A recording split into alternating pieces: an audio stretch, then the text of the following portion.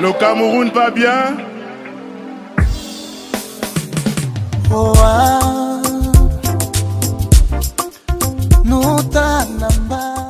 L'éducation politique change notre vision du monde et notre attitude vis-à-vis des mutations sociales.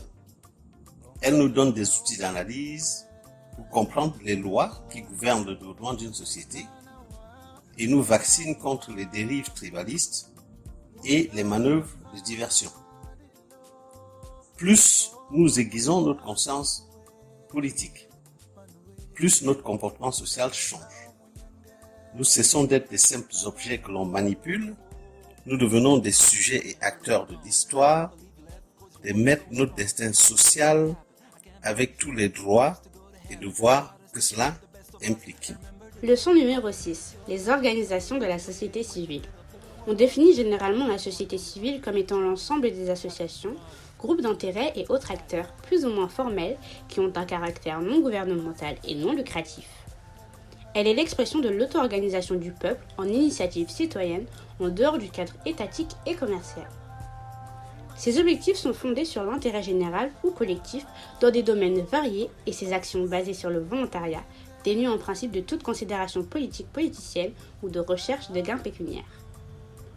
Contrairement aux partis politiques, les organisations de la société civile ne cherchent pas à conquérir et à exercer le pouvoir.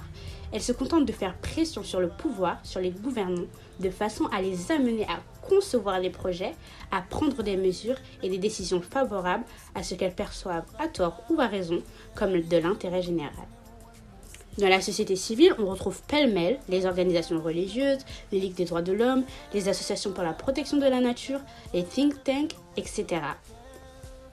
Entre les associations de la société civile et les partis politiques, il peut toutefois exister des rapports d'action réciproques. Pour atteindre certains de leurs objectifs, les associations peuvent par exemple se rallier à des partis politiques.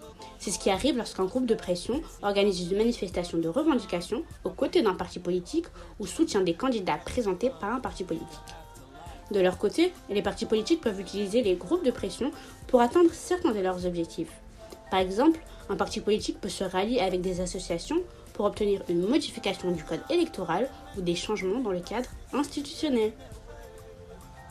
Un syndicat est une association qui a pour but de défendre les intérêts matériels et moraux de ses acteurs d'un secteur donné de l'économie.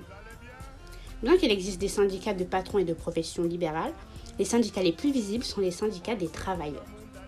Pendant l'époque coloniale, les syndicats ont joué un rôle déterminant dans la conscientisation politique de la population au lendemain de la Deuxième Guerre mondiale, phénomène ayant abouti à la création des premiers partis politiques. Oumyobé, comme beaucoup d'autres membres fondateurs de l'UPC, était un syndicaliste. La démocratie est trop sérieuse pour être laissée aux seules mains des partis politiques. Une société civile organisée et active est le roc sur lequel se construit une véritable société démocratique. Dans les pays soumis à une dictature néocoloniale, les acteurs de la société civile sont les mieux outillés pour lutter pour le changement du cadre institutionnel. Ils peuvent lutter pour des avancées qualitatives sans les compromissions auxquelles les partis politiques sont accoutumés. La faiblesse de la société civile est qu'elle est aisément instrumentalisée par les puissances extérieures qui les financent, les gouvernants locaux qui les infiltrent et les opportunistes en tout genre qui y cohabitent. Il n'en reste pas moins que le rôle des associations comme le Cap Liberté au Cameroun ou le Balai citoyen au Burkina Faso a été crucial dans les luttes pour la démocratie dans ce pays.